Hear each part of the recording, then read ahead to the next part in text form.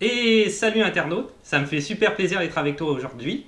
Et le sujet, c'est ça. La lumière au cinéma. Donc c'est une vidéo qui suit directement comment devenir éclairagiste, qui était la vidéo sur comment dire des trucs, un tuto un peu, je sais pas comment dire, sur des études pour devenir éclairagiste aussi bien en France qu'au Canada. Si jamais tu cherches à devenir éclairagiste, c'est pour t'aider, toujours dans la même optique. Donc j'ai décidé de faire une autre vidéo sur la lumière au cinéma parce que la lumière, alors là on est plus dans le type vidéo, autre type de vidéo que je fais sur la chaîne, où on va détailler différents films par rapport à la lumière au cinéma. La lumière est quand même ultra importante au cinéma. Et si tu t'intéresses au cinéma, juste ne serait-ce qu'un petit peu, tu l'as sûrement vu dans j'allais dire behind the scene, comme on dit, donc ce qui se passe en arrière pendant le tournage.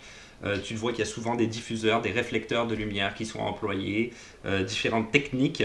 Il y a des techniques qui sont ultra artisanales aussi, encore à l'heure actuelle, même si on utilise l'ordinateur pour la lumière, afin d'avoir certains types de réflexion, une luminosité particulière. Comme je le disais dans la vidéo précédente, si tu l'as suivi, le cinéma est toujours une hyper-réalité qui fonctionne avec une codification que nous, spectateurs, on est habitués à voir. Donc ça, je l'ai déjà dit dans d'autres vidéos sur d'autres sujets, mais c'est comme ça dans le cinéma et tu le sais. Ce qui veut dire que nous, d'ailleurs, en tant que spectateurs, on va être, comment dire, gênés si cette lumière-là n'est pas artificielle quelque part. Elle n'est pas employée d'une manière à laquelle on pourrait s'attendre. Et de temps en temps, il y a certains réalisateurs qui vont changer la lumière exprès pour nous, comment dire, en tant que spectateurs, on va être complètement confus par rapport à ce changement au niveau de la lumière ou des ombrages. Et c'est un petit peu l'idée qu'il va y avoir en arrière du scénario ou de la réalisation afin qu'on soit déstabilisé. Donc, il y a quand même un phénomène très important au niveau de la lumière au cinéma, très très important. Et on va voir ça. Je vais détailler quelques films, pas mal de films en fait pour ce coup d'ailleurs. Donc on va aller ce coup-ci, hein, ce coup, je finis pas mes phrases, ce coup-ci.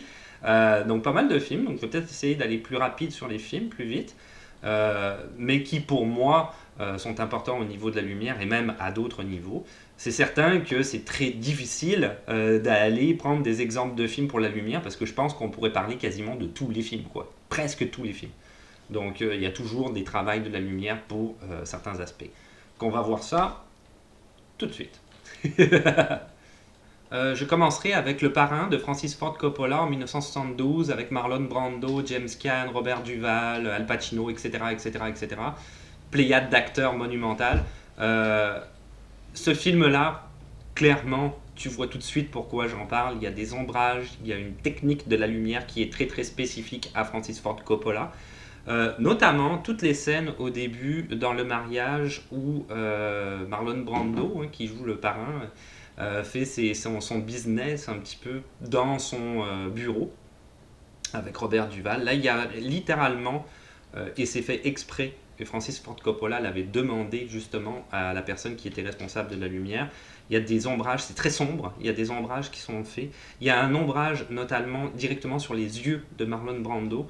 Et ça, c'est fait exprès pour ne pas voir l'expression du personnage, pour ne pas connaître ses émotions, pour être en tant que spectateur et se dire aussi que le personnage qui est en face ne sache pas réellement quelles vont être les motivations de Marlon Brando face à l'argumentation du personnage qui est en face de lui, peu importe que ce personnage-là lui demande comme requête ou essaye d'expliquer comme excuse par rapport à certains actes passés. En tout cas, tu vois ce que je veux dire si tu as vu Le Parrain. Donc là, il y a véritablement un travail de la lumière qui est très typique à ce film-là, qu'on va retrouver pas mal tout au long du film, et même des deux suites, Le Parrain 2 et 3. Donc c'est sûr que ça valait la peine d'en parler. Comme je le disais tout à l'heure, on voit qu'il y a un emploi spécifique de la lumière. Même des fois, il va y avoir des réflecteurs dans certains films pour qu'il n'y ait pas d'ombrage sur les gens, parce qu'on ne veut pas qu'il y en ait. La lumière, c'est très très très artificiel, vraiment. Et c'est vraiment ce qui décupe cette réalité du cinéma. Donc c'est assez spécial. Moi, je trouve toujours ça spécial. Et YouTube l'a repris aussi. Mais là, je suis en train de faire une énorme parenthèse, mais YouTube l'a repris. Les gars, ils ont des super projecteurs en arrière de leur caméra pour que leur lumière soit parfaite. Notamment beaucoup ceux qui font les YouTube maquillage. Là, tout est parfait et tout ça. C'est assez incroyable. Donc, bon, peu importe, parenthèse fermée, le parrain, Francis Ford Coppola. Dark City, d'Alex Proyas en 1998, avec Rufus Sewell, Kiefer Sutherland, Jennifer Connelly notamment. Il y a beaucoup d'autres acteurs dans ce film-là.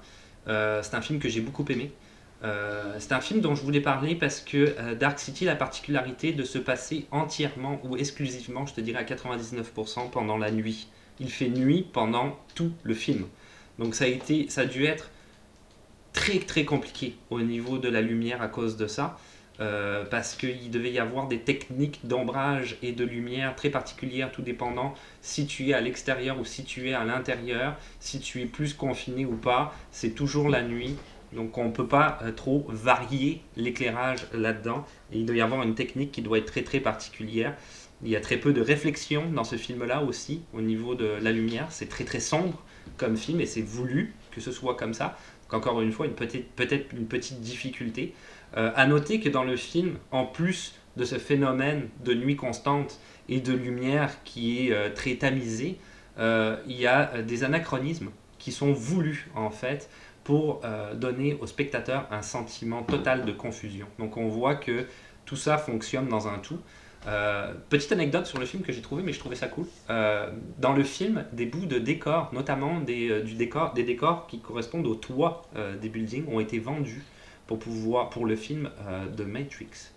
Donc ils ont récupéré des bouts de décors pour faire The Matrix. Je trouvais ça cool. Du même réalisateur, je vais en profiter dans le même segment, The Crow en 1994 avec Brandon Lee, Michael Wincott, Ernie Hudson et Bailing. Alors ça, ce film-là, c'est la même chose en fait. C'est typiquement encore Alex Proyas, 4 ans auparavant. Et c'est encore un film qui se passe quasiment tout le temps dans la nuit.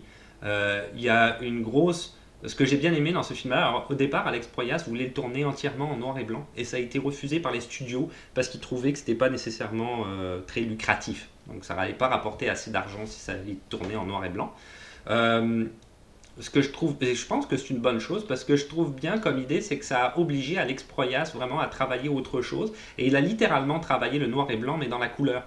Donc dans ce film-là, qui est un film en couleur, c'est vraiment, tout est sombre, on est dans la nuit, et tout est en noir et blanc. Hein, même son maquillage est en plus blanc, les cheveux noirs, le costume noir, tout est sombre, tout est noir, tout est blanc. Donc on a vraiment les deux pour montrer naturellement l'antagonisme qui peut se passer dans ce personnage-là, qui est dans sa vengeance ultime. Donc le bien, le mal. Et qui réfère naturellement aussi au comic book. Très intéressant The Crow par rapport justement aux effets de lumière. Il y a aussi beaucoup d'effets avec la lune, en tout cas, peu importe. Je pense notamment à sa grosse lucarne à un moment donné. Il y a une grosse lucarne là, dans son appartement. Donc il y a des beaux effets d'ombrage et de lumière là-dessus. The Crow. Et Dark City. The Matrix en 1999, je viens d'en parler, des frères / sœurs Wachowski. Je dis frères / sœurs parce qu'à l'époque c'était des frères et maintenant c'est des sœurs. Chacun fait comme il veut, hein, c'est pas des questions, mais du coup je sais pas s'il faut que je dise frère ou sœur, puisqu'à l'époque c'était des frères, puis maintenant c'est des sœurs, donc je sais pas. Bref, donc j'ai dit frère / sœur. Avec Keanu Reeves, Laurence Fishburne, Carrie-Anne Moss, Hugo Weaving. Ce film est très intéressant, naturellement, c'est un des meilleurs films que j'ai jamais vu, honnêtement. C'est un très grand film, je parlerai pas des deux suites, je parle du Matrix original. Tellement d'idées, tellement de conceptions, de révolutions cinématographiques dans ce film-là, de philosophies qui sont mises en place à travers l'utilisation des nouvelles technologies. C'est vraiment génial. Si tu connais ce film-là, tu le sais que dans le film, il y a le monde virtuel et le monde réel. Et les frères Wachowski, au niveau de la lumière, c'était vraiment intéressant. On travaillait sur le monde virtuel. Ce ne sont que des teintes de vert qui vont correspondre en fait à l'époque la perception que tu aurais si tu regardais à travers un écran d'ordinateur. C'était ça leur idée. Donc tout est vert. Tout est très très vert. Et contrairement, dans le monde réel, ils ont axé ça sur le bleu. Donc c'est pas mal de couleurs bleues, ce qui a dû donner beaucoup de travail à la lumière notamment, puisqu'il y a des couleurs. Donc au niveau de la lumière, il y a dû y avoir des effets qui ont dû être assez pertinents pour pouvoir rendre ce rendu-là. Et aussi beaucoup d'effets au niveau des lunettes de soleil. Alors il y a eu des effets spéciaux, hein, naturellement, pour les lunettes de soleil, où on voit des réflexions qui sont complètement hors normes, que tu verrais pas aussi précisément dans les lunettes de soleil des personnages, hein, notamment à un moment donné Morpheus avec la pile. Hein. You take the blue pill, you stay in Wonderland. Bref, en tout cas, tu vois ce que je veux dire, la pilule bleue, la pilule rouge. Mais sinon, il y a beaucoup d'effets aussi au niveau des lunettes de soleil qui sont faits principalement avec l'éclairagiste. Donc c'était assez intéressant d'en parler. Dernière petite anecdote en ce qui concerne Matrix, récemment j'ai fait une intervention au niveau des commentaires sur une vidéo qui est le Watch Mojo France, Top 10, où il disait que, c'était pas un Top 10, mais il parlait de Matrix la suite. Et j'ai donc spécifié, parce que j'ai fait pas mal de recherches à ce niveau-là, j'étais quand même assez, comment dire, informé. Il n'y a pas de suite à Matrix en ce moment qui est en cours de production ou qui va être fait. Ce n'est pas le cas, en dépit de ce qu'ils ont dit. La Warner Bros. Et Village Roadshow Pictures, mais c'est la Warner Bros. Détient les droits de Matrix. Ils veulent, depuis 2017, faire une suite ou un reboot, littéralement. Et pour le moment, ça tombe pas mal à l'eau. Je pense qu'ils n'ont pas suffisamment d'idées, ils ne trouvent pas de scénaristes. Les sœurs Wachowski ont refusé de collaborer au projet. À un moment donné, il y a eu la rumeur que Chad Stahelski, qui est le réalisateur de John Wick 1, 2 et 3, et qui est un ancien cascadeur, qui notamment était d'ailleurs le cascadeur sur The Matrix, mais qui a une grande carrière de cascadeur. C'était lui le réalisateur du prochain opus de The Matrix. Il a complètement démenti. Il travaille en ce moment sur Highlander, le remake d'Highlander. Donc, il n'y a pas de suite de Matrix pour le moment, ou de reboot, qui sont en production, qui sont en train d'être faits, bien que Warner Bros. Littéralement pousse dans ce sens-là. Ils veulent le faire. Pour le moment, ils n'ont pas les moyens de le faire. Sûrement par manque d'idées, je te dirais. et de personnes qui veulent travailler sur le projet, j'imagine. Je sais pas. Hein. La trilogie du Seigneur des Anneaux de Peter Jackson, avec Elijah Wood, Ian McKellen, Orlando Bloom, Sean Astin. Il y a tellement d'acteurs, je ne veux pas tous les nommer, il y en a 3 milliards. Sean Bean, il y en a plein qui me passent par la tête. Là. Liv Tyler, Viggo Mortensen, on va arrêter là. C'est le film aux 3 milliards d'acteurs. Les 3 films, je parle aux 3 milliards d'acteurs, donc je parle de la première trilogie de 2001 à 2003. C'est sûr que je pouvais ne pas citer cette trilogie-là, surtout au niveau de la lumière. On voit comment c'est une fresque monumentale. Il y a des intérieurs, des extérieurs, tout est en costume, il y a du CGI, il y a du prosthétique là-dedans, il y a du travail de fou qui a pris 1 an et demi, hein, parce qu'ils ont tourné les 3 films back-à-back, à la suite les uns les autres. Donc c'est sûr que je ne pouvais pas ne pas en parler. Je pourrais parler à ce moment-là de quasiment tous les films qui sont des fresques historiques, hein, au niveau de la lumière, parce qu'il y a un gros travail, mais je ne le ferai pas, parce que sinon la vidéo durerait 18 heures, peut-être même plus que ça.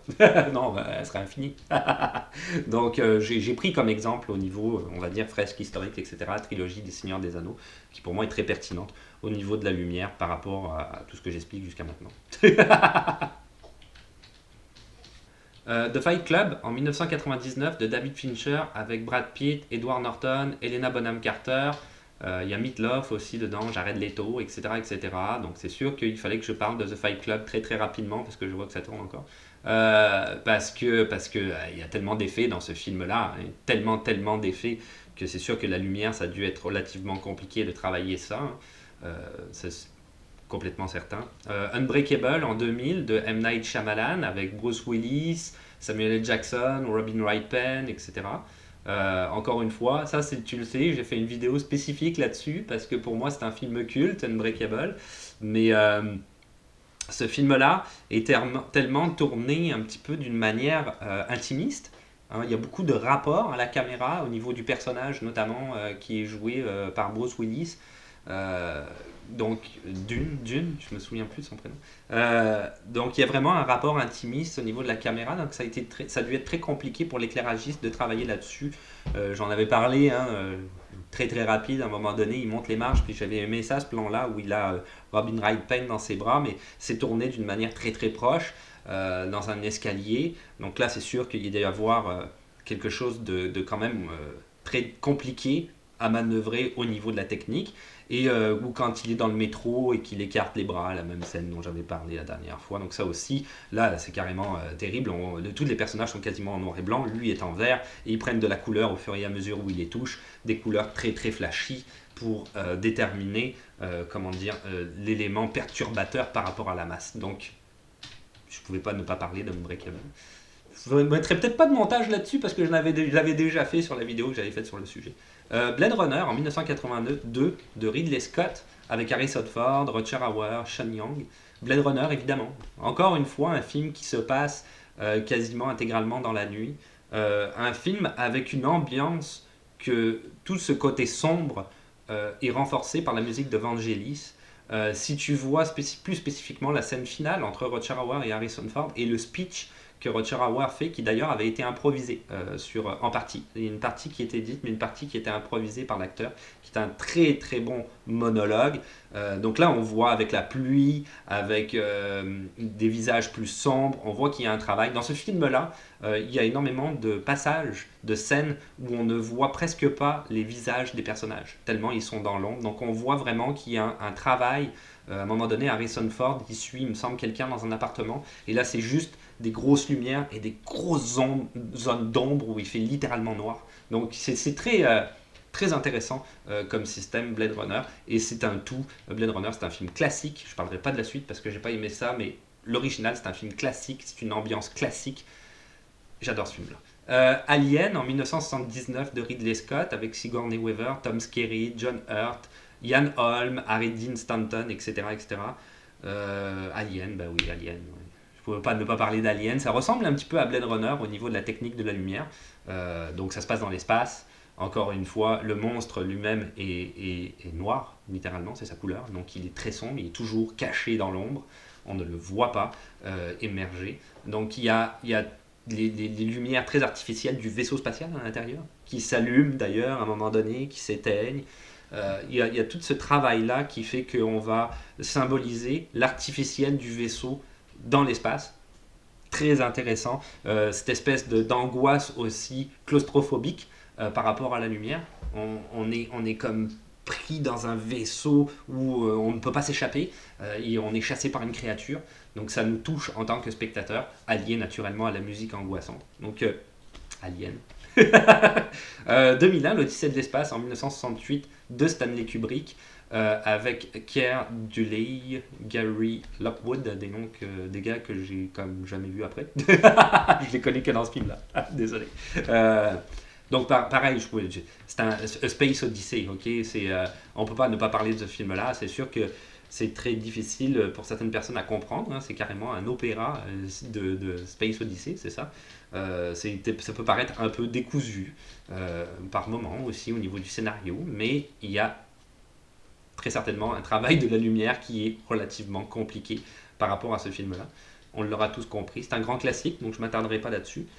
Inception en 2010 de Christopher Nolan avec Leonardo DiCaprio, Joseph Gordon-Levitt, Ellen Page, Tom Hardy, Cillian Murphy, Ken Watanabe, Marion Cotillard, etc. etc. Encore le film a 3 milliards d'acteurs, c'est normal, c'est Christopher Nolan, je pense qu'il a l'air d'être quand même très apprécié dans le milieu, surtout au niveau de sa créativité pour des films qui sont comme Interstellar ou Inception, des créations originales. Inception, je voulais en parler parce que Inception, c'est un film qui est j'aime ça dire ce mot-là, mais un ovni sur la planète cinéma. C'est une histoire qui est tellement alambiquée, tellement hallucinante qu'il y a des projections de personnages littéralement qui sont au plafond, sur les murs, etc. Et tu comprendras si jamais tu vois le film, parce que ça se passe majoritairement dans les rêves, spoiler alert, hein, si tu l'as pas vu. Donc c'est sûr qu'il y a dû y avoir un travail au niveau ne serait-ce que du décor, qui doit être monumental. Je sais que j'avais vu aussi qu'il y a du CGI, mais pas seulement, ils ont aussi fait des décors qui tournent, pour que les gars y aillent sur les murs et sur les plafonds, il y a aussi ça. Donc le gars de la lumière, ça a dû être un casse-tête monumental, lui, il doit tourner en même temps que le décor. J'imagine même pas. Donc pour exemple, hein, mais je veux dire, il y a énormément de choses qui sont faites. Au niveau des CGI, il y a beaucoup de CGI dans Inception, donc c'est sûr que la lumière a dû être un travail ultra technique par rapport à Inception. Seven, je suis parti sur ma lancée, je m'arrête plus. Seven en 1995 de David Fincher avec Brad Pitt, Morgan Freeman, Kevin Spacey, Gwyneth Paltrow. Seven, je voulais en parler parce que c'est un film qui se passe dans une ville hypothétique où il pleut tout le temps. pendant tout le film, au complet, il pleut. Donc ça a dû être un gros travail. Encore une fois, c'est un film qui est sombre de David Fincher. C'est un film où, quand à un moment donné, Brad Pitt il poursuit Kevin Spacey par exemple, on est dans l'ombrage, on ne voit pas le visage de Kevin Spacey à ce moment-là, on ne le voit jamais. On le voit à un moment donné et on pense que c'est un personnage qui est subalterne. Il prend une photo dans un escalier et on se dit ok c'est juste un journaliste chiant, mais en fait non, c'est carrément le tueur en série. Si t'as pas vu le film, dommage, je viens de te donner un spoiler. Donc ça c'est très très intéressant parce qu'avec la pluie, encore une fois, ça rejoint un petit peu Blade Runner, ce que je disais avec la scène finale, ça a dû être très très compliqué à monter. Et parallèlement à ça, la scène finale de Seven, qui est l'apothéose du film, se passe dans le désert en pleine lumière et il n'y a pas de pluie. C'est complètement sec, c'est aride, ça montre l'agressivité qu'il peut y avoir et le climax, cette espèce de tension montante entre Brad Pitt et Kevin Spacey, ces deux personnages-là, et Morgan Freeman qui essaye lui d'atténuer la situation mais qui n'y arrive absolument pas parce qu'il y a un climax qui est en train de s'élaborer dans le désert. Donc on voit cette oppression avec la chaleur, le désert, encore une fois, une sorte de claustrophobie due à un espace gigantesque. On ne peut pas fuir parce que c'est le désert et le gars il est armé d'une arme à feu, donc peu importe où tu vas, il va te tirer dessus. Tu peux pas te cacher. Donc tu peux pas te cacher, tu peux pas te cacher non plus face à ta responsabilité, face au fait de savoir est-ce que tu vas punir la personne ou pas en ayant des responsabilités au niveau de ton travail. Ce qui, naturellement, pour n'importe quel être humain, j'imagine que la manière dont a réagi Brad Pitt serait certainement la manière la plus normale, mais bien qu'un petit peu extrême, mais bon, on se met à sa place. Mais si je parle de Seven, je ne peux pas parler de Seven sans parler de North by Northwest en 1959 d'Alfred Hitchcock avec Gary Grant, Eva Marie Saint et James Manson, parce que si on parle de désert, mais naturellement, North by Northwest, qui pour moi est un classique, qui fait partie de mon top 5, peut-être même le premier film, j'adore ce film-là, c'est un film qui est réussi à 3000% à tous les niveaux, le scénario est impeccable, c'est joué de manière impeccable, c'est réalisé de manière impeccable par Alfred Hitchcock. C'est un bijou ce film-là, mais évidemment la scène de désert que tu connais sûrement, hein, c'était un fan de cinéma avec l'avion qui essaye d'attaquer l'autre qui est dans le désert. Bon là c'est pareil, il y a dû y avoir un travail assez monumental pour essayer de retracer parce que comment dire, la lumière naturelle du désert ne réfléchira jamais cette lumière-là qu'il a mis en scène par rapport encore une fois à un désert qui est oppressif parce que ce gars-là est attaqué par un avion et il n'y a aucun moyen de s'échapper. Donc il y en a la pression de ce qui se passe autour de lui qui est littéralement incisive par rapport au personnage. Donc c'est ça, je voulais juste parler de ce film-là. Petite parenthèse, je parlerai de Léon en 94 de Luc Besson avec Gary Oldman, avec Jean Reno, etc., Nathalie Portman.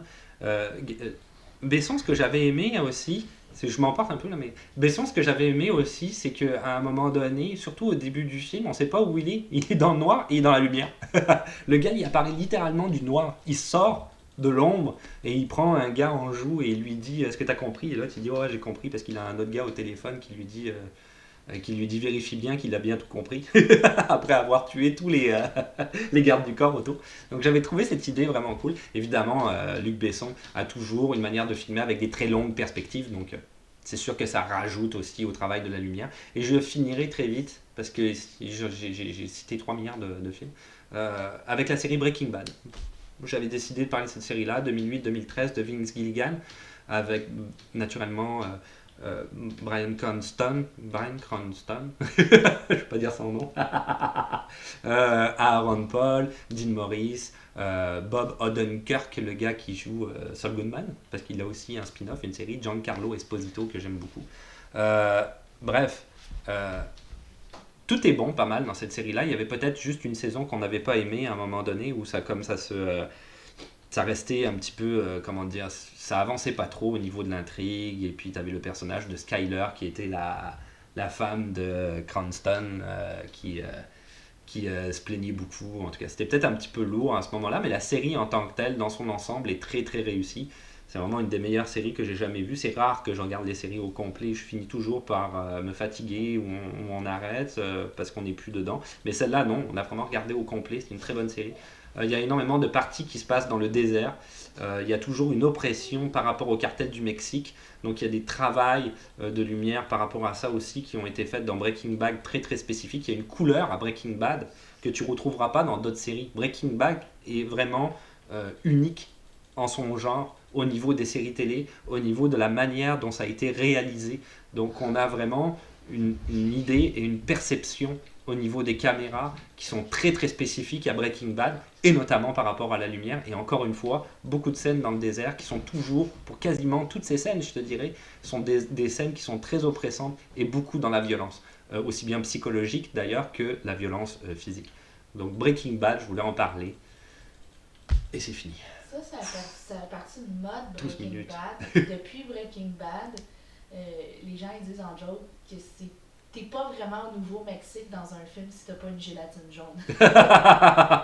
Ouais, c'est vrai, ouais. Gélatine jaune égale Breaking Bad. Breaking Bad, du coup, gélatine jaune égale Nouveau-Mexique parce que Breaking Bad a mis ça en scène. C'est vrai, t'as raison. C'est vraiment unique, Breaking Bad. Très très bonne série. Et voilà, c'est tout pour aujourd'hui. Donc c'était en ce qui concernait la lumière au cinéma, mon avis sur la lumière, à différents types d'exemples que j'ai essayé de détailler et d'expliquer à ma manière. Je ne sais pas si c'était très clair, mais les films en tout cas que j'ai cités, d'après moi, sont quand même au niveau de la lumière un petit peu hors norme. Hein. Ils travaillent la lumière d'une manière différente. Il y a des millions de films dans tous les pays, donc c'est sûr que j'ai essayé de prendre ceux qui me venaient en tête comme ça, là, rapidement, hier. J'ai noté ceux qui me semblaient les plus pertinents par rapport à ma propre, peut-être, filmographie. Une filmographie dans le sens que j'ai regardé, hein, pas film que j'ai fait, c'est pas moi qui ai fait ce film-là, en tant que spectateur. Mais il y en a sûrement d'autres. Si tu veux en mettre dans les commentaires qui t'ont intéressé, bien sûr, il n'y a pas de problème. Après, pour le reste, c'est comme d'habitude. Si tu veux laisser des questions, des suggestions ou des commentaires dans les commentaires. De ne pas oublier de t'abonner parce que c'est plus facile de savoir quand est-ce qu'une nouvelle vidéo va sortir. De mettre un petit pouce bleu parce que ça fait toujours plaisir. Et puis, on se retrouve à la prochaine. Ciao, bye.